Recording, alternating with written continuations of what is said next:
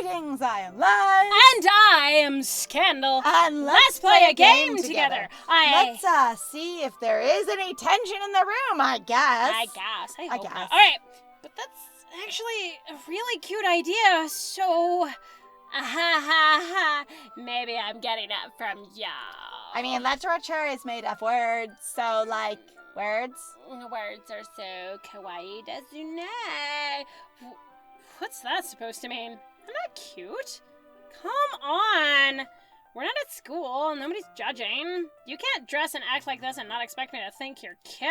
Oh, and the aggression is back. Oh, here we go. Okay, so I'm just going to pause for That's just fine. a second. Just be like, that line is amazing. Well, It does blame Natsuki for being seen as cute by how she acts and how she dresses. So there is that sort of victim blaming of you can't dress like that and not be seen as cute. Not, I think you're cute. Right? Not, God, what you're wearing I think is really cute. Yeah. But Splat is making a blanket statement that you as a person cannot exist in the way that you do behaviorally and with your clothes on without being seen as cute by the populace. Right. Like This is an empirical fact. Like, you can't say you're not dressing sexy. You are. Right. Which is not an empirical thing At all. But a lot of people like to treat it as empirical. Pigtails are not empirically cute, you know? Yeah, no, they're really not. Anyway.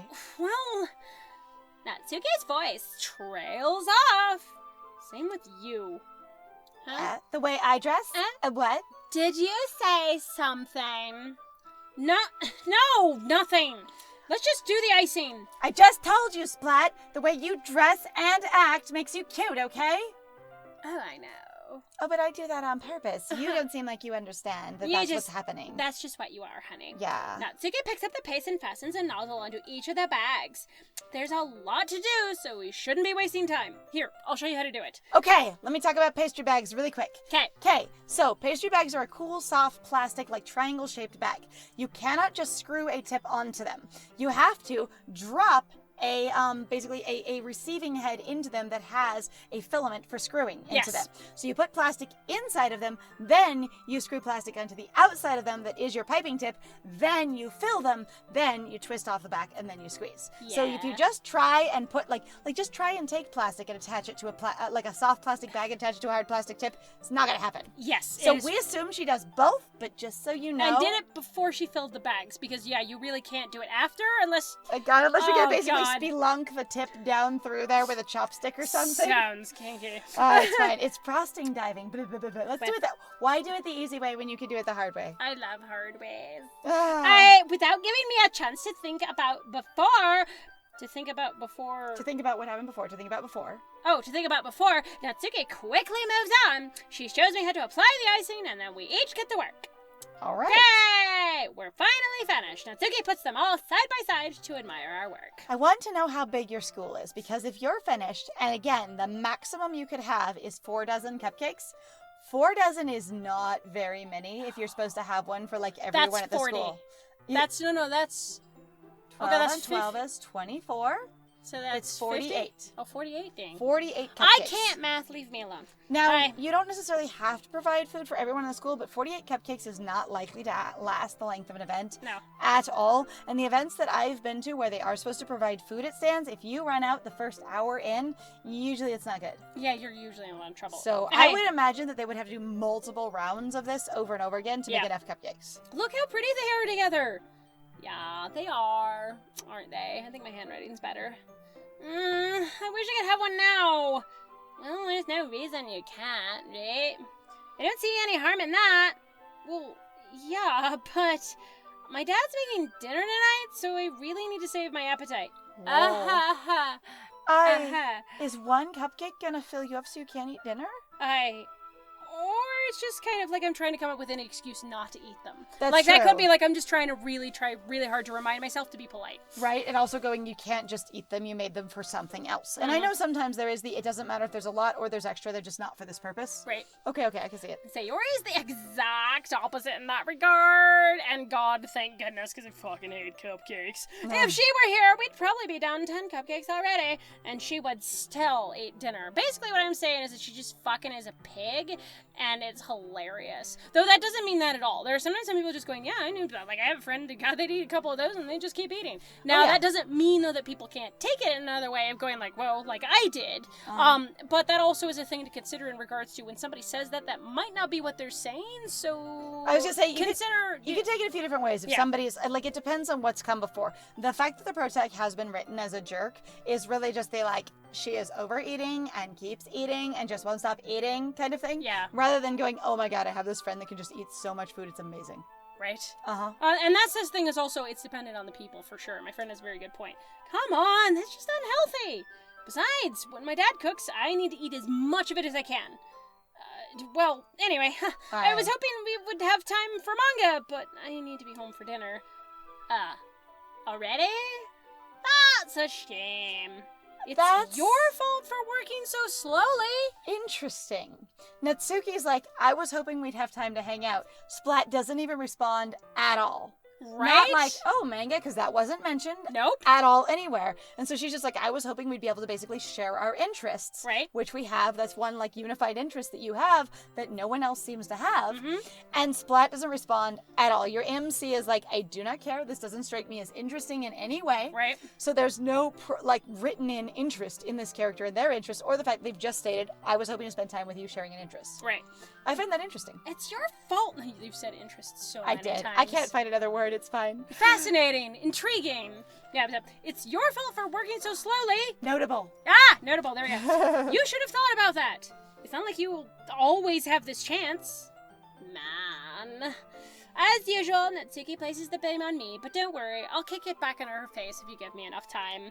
You can bring the cupcakes tomorrow, right? What? If you and Sayori each carry some, then you can probably do it in one trip. Yeah, I can do that, I suppose. And don't worry, I won't let her eat any. I wish she would listen to me in the way she listens to you. Yeah. Again, think back to the conversation I had with Sayori earlier today. It felt so hopeless. She won't feckin' listen to me and stop being selfish and being depressed. Helpless, not hopeless. Helpless. I felt so helpless. I'm sorry, I thought I said helpless. No, you just fine. hope. You have all the hope you need. I have so much hope. I am hope incarnate. Watch me.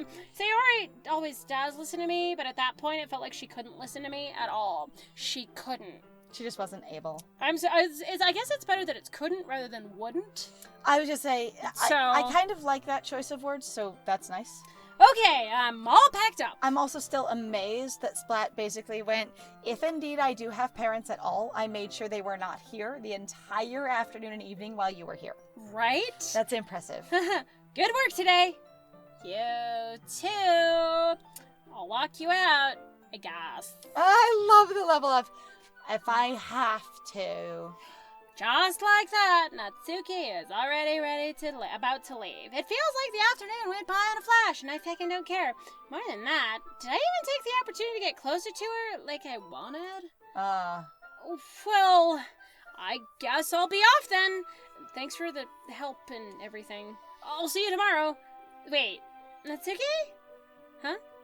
What you said before about not always having this chance. What the hell did you mean? It doesn't have to be that way at all. I had fun today. You showed me how fun baking can be, like you wanted. This was your experience that you wanted, and it went how you wanted. Oh God, I'm sorry. I was reading one of those be nice to people books. What?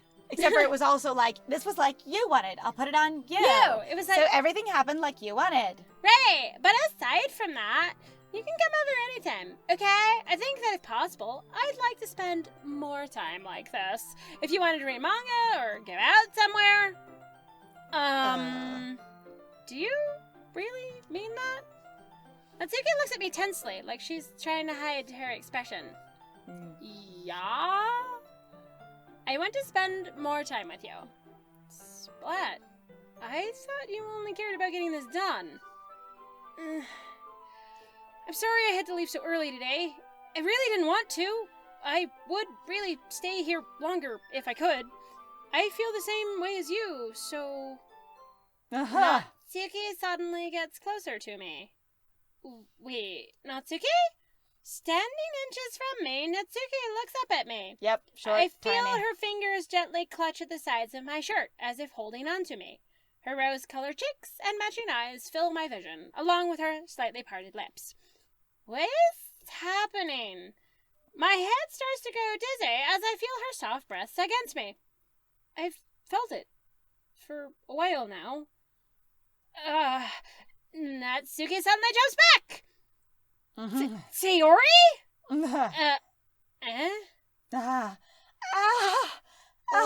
She's in her lazy, yep, okay. She's still in her comfy clothes, but outside. Right?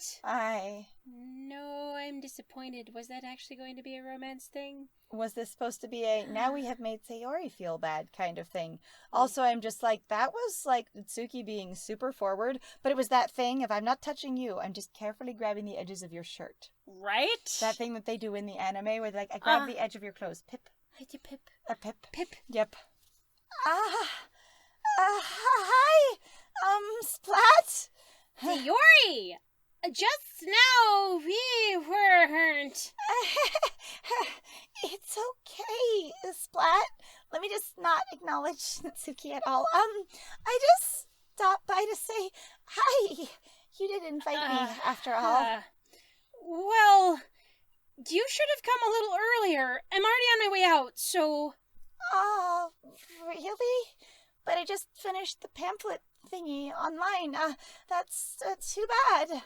Yeah, well, I'll see you at the festival tomorrow, so it's fine. Just don't eat any cupcakes before then. Anyway, later.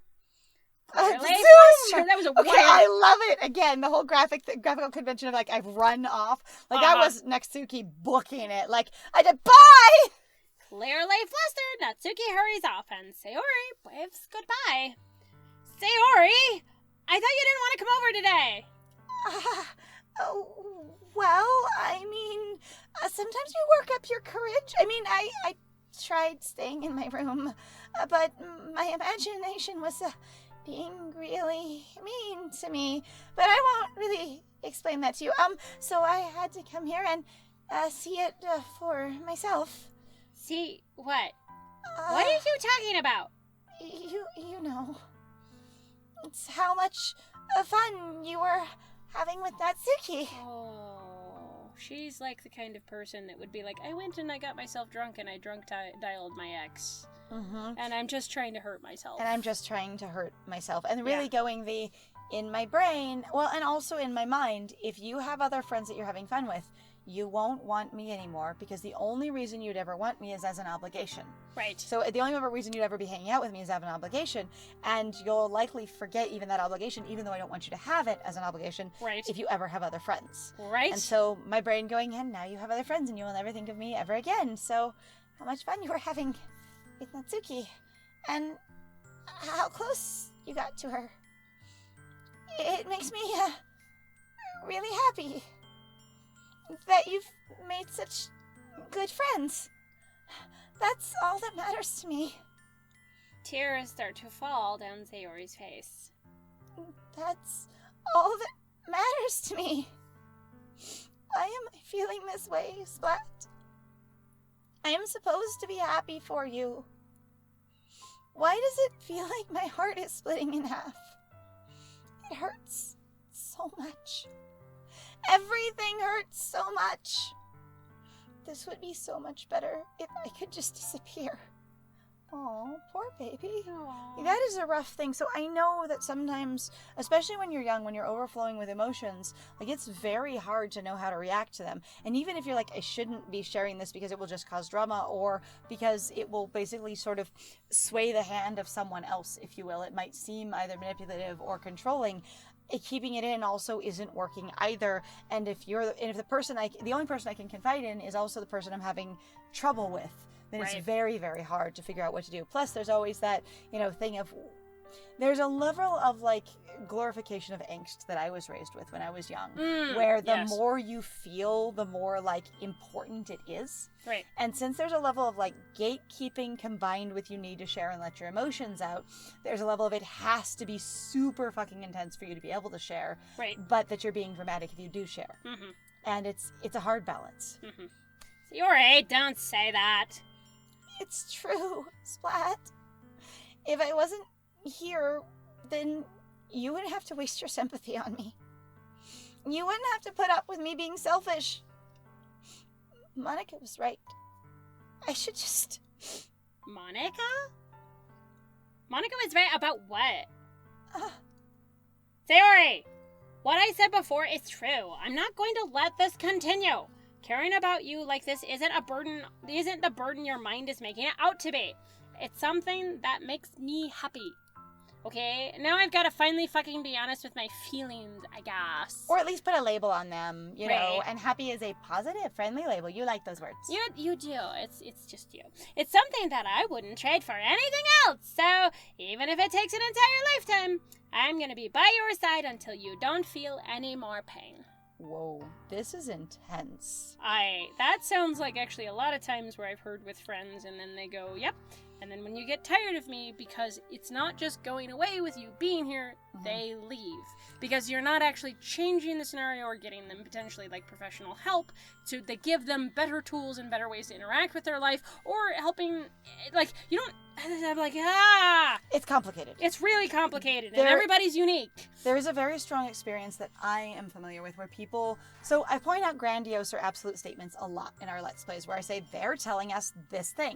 And it's going, that's just the character talking and they're being extreme and exaggerating. But in the cases of trying to tell someone that you're going to be there from them, even if you are exaggerating, it doesn't work the same. No. If you promise someone, I will be there for your whole entire life as your friend, we'll be best friends forever, whatever it is, especially someone who's hurting, they're likely to believe it and also to use it to punish themselves if it doesn't last. Right. It's my fault that it doesn't last. So making those kind of big grandiose statements, especially sort of as a platitude of just like, well, I will say this to be extreme so I can support you right now because you're clearly being extreme, is something to really be aware of. But it's also something that I've really only seen mostly in people who are being careless. Yes. Unless they're like real genuine about it. Like, I really do mean this for the whole like forever. But your average person that I am familiar with, when they just suddenly move to that big of a grandiose statement without any other prior sort of behavior like that, it really isn't something that they intend to back up. It's something that they just feel like they should be saying. And when you say things that you feel like you just should say, sometimes it can lead to a lot of trouble. Yes. But... Sayori looks away. I put a hand on her shoulder to reassure her. I'm scared, Splat. I'm really scared. What are you scared of, Sayori? The dark. The entire bottom of my house is completely dark. Wait, sorry. I'm scared that it might like you more than you like me. Sayori? It's true, isn't it? I was weak and started to like you too much. I did this to myself. Splat. I like you so much that I want to die. That's how I feel. And... That's enough, Sayori. I don't want you to hurt anymore. I slide my hand down Sayori's arm and squeeze her hand in my own. Do you remember how I said I always know what's best for you? And I have continued to assert it over you over and over again, even though it has never really seemed to, like, be a good thing or to really our viewers. Come true? Yes. But I have told you, and I continue to believe it. Yeah, perfect. We literally have no adults in this goddamn thing. It's fine. That is fascinating. An interesting choice, I have to say, because it's possible to have adults there without having them there. So again, I'm going to refer back to like babysitting and childcare kind of thing. Like there's this, there's a lot of little kids shows where the only characters in them are the little kids. Right. But there's still, in the ones that I am familiar with, this impression that the adults exist off screen. Yep. Yeah, I was going to say, sort of like I was going to say, Peanuts is a really good one with Charlie Brown and Snoopy of going, adults are clearly existing in that environment, but you never see the adults. They exist off screen. But the children clearly interact with them and talk to them, and they even experience them like over the phone, and there is that sort of muted, wah-wah voice for them. There's also like a one called Charlie and Lola. It's British, and the books are so hilarious. I love them. I was like, even as an adult, I think they're very cute, and I love them. I'm just like, these are so good. I'm glad I've never heard of them, so I'm like, it's okay. Yeah. Anyway, it's it's a big brother, little sister kind of thing. Okay. And the thing is the adults exist off screen. There's a level of, I just talked to your mom and I asked my mom if, that kind of thing. And the adults never are in the story, but it's clear that the adults exist in that world. And there's also another one that I cannot remember the name of, but it's got a couple of bunnies in it. And it's like, because I wasn't very invested in this show at all, but it's the thing little kids watch, like Dora the Explorer, except for that one has adults in it. Right. But like in it, again, you like to have them off screen. So like it gives the illusion that the kids are completely alone in the world in the house as far as the visuals on the screen, but it also makes it clear that they're interacting with adults off screen. And it had been really easy to do that here.